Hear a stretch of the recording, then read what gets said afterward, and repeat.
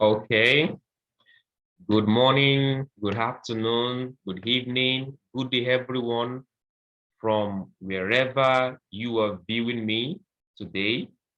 Thank you for taking out time to view my video, to watch my video. And so I remain myself, uh, Adeyonju Adebisi.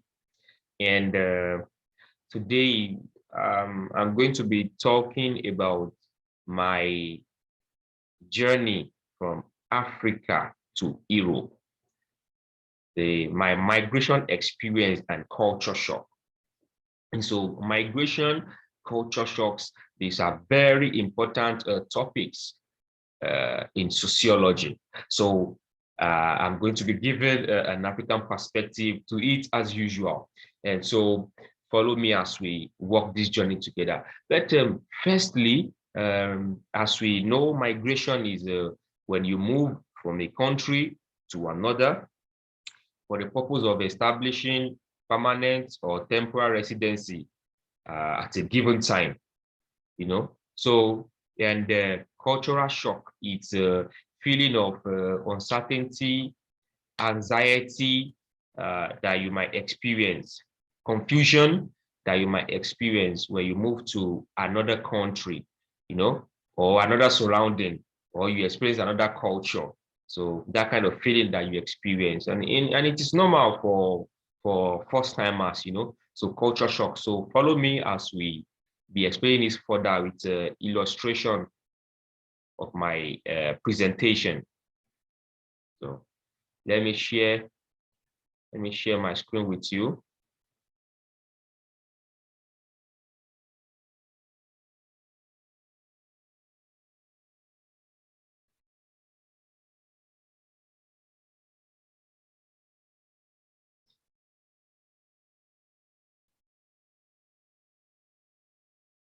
Okay, here we go.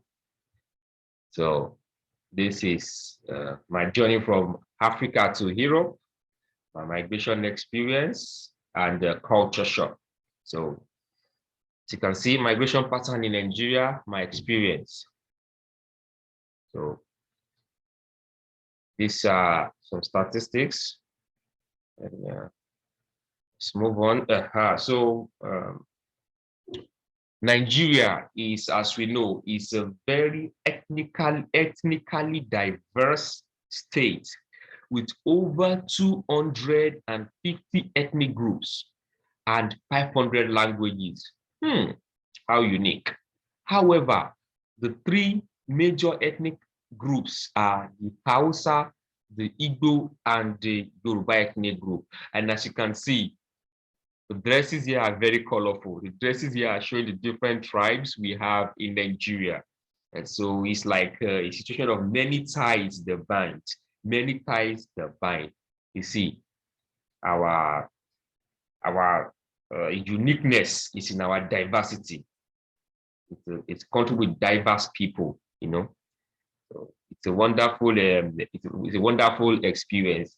And I wish some of my people from Europe will also come to Nigeria to see this experience. It's such a nice experience. And so moving on, majority of immigrants in Nigeria are from neighboring ECOWAS country. So by the way, ECOWAS means the Economic Community of West African States. So from 2000 to 2006, the number of Nigerian students abroad more than doubled. They were moving out. They were emigrating from Nigeria.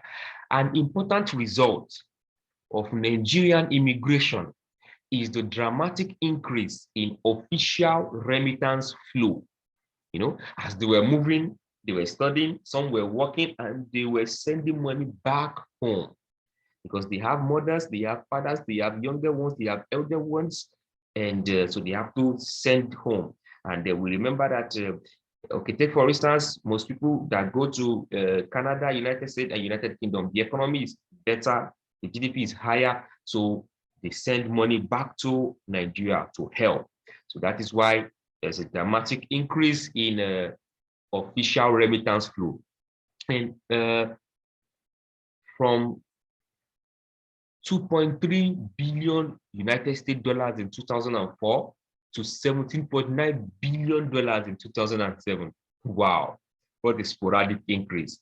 And the United States, Canada, and the United Kingdom are the top three countries, of destination for Nigerians, you see.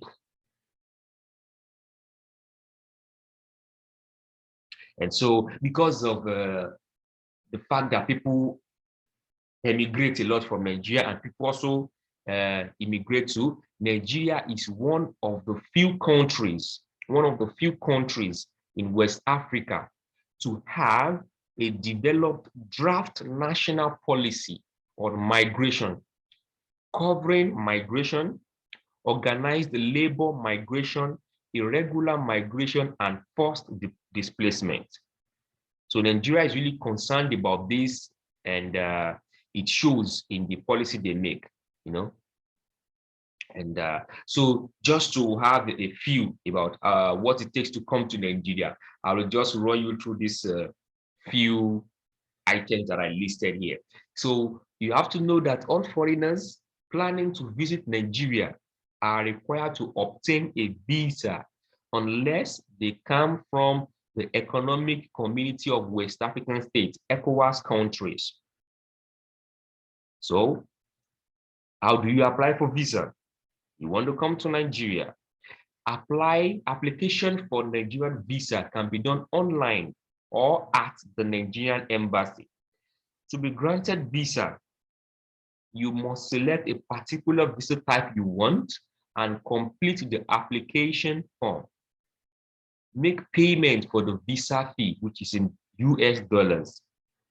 Take the visa payment receipts, international passports, and other documents to the Nigerian embassy on the date slated for interview. Okay, good. Aha. So now, like I said, people emigrate, and as you have seen, people emigrate a lot, you know, from Nigeria for study, for work, blah, blah, blah. And so what are the consequences? Number one, brain drain, loss of skilled workers. When people graduate from medicine in Nigeria, they graduate from engineering in Nigeria, they graduate from sociology in Nigeria, they pack their certificates, then they move to other countries where they believe that they will be paid higher or that their skill will be tapped into properly or in a better way, you know. So, and what will happen when these people are migrating? Of course, there will be population reduction. Of course, there will be reduction in GDP, you know, because what they are supposed to be producing in Nigeria, they will be producing abroad, you know. And but the positive side to this is that they send money back to Nigeria. With that money, people in Nigeria can invest, people in Nigeria can buy things, you know. So there is always an upside to every story. And so it is also good at this point to examine the point in history where there was so much mass migration from Nigeria.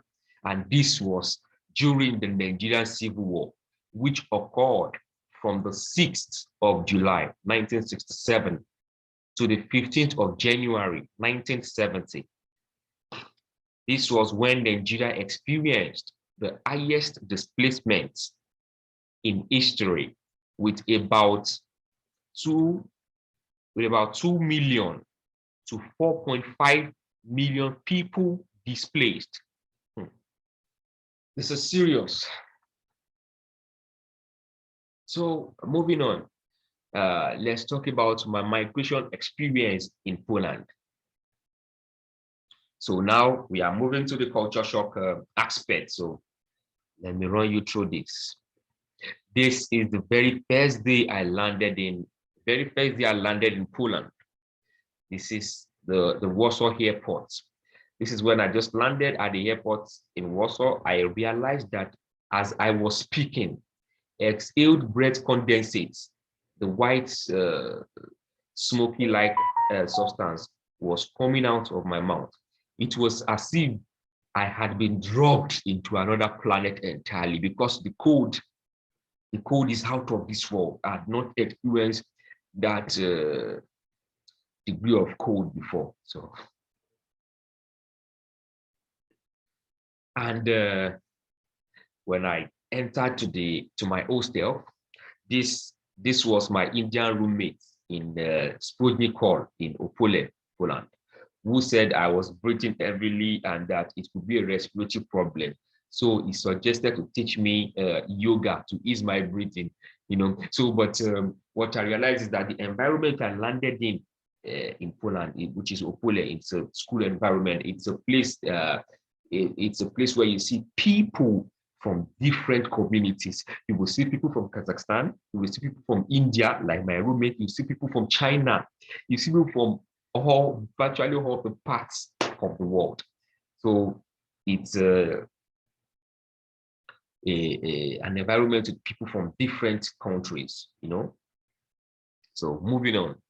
The next one is, in each country has what they do to make life easy for them. So I realized that in Poland, I needed to learn how to ride a bicycle for the purpose of work and to move around. During the learning process, I had used the bicycle to hit a rod, and the front part of the bicycle had turned 360 degrees, and I didn't even notice, as I was excited because I was getting to know how to ride the bicycle. This Polish papa, Vitek, Mr. Vitek, helped me to change the front part of the front part of the bicycle to the normal position, and then told me that he had been to Nigeria before, and he even said he knows the legendary musician of Nigeria, Pa Fela Anikulapo Kuti. I was just so happy, and we instantly became friends. So this is a Polish man that has visited Nigeria in the 1970s and the 1980s, So it's such a wonderful community that I experienced here when I landed. So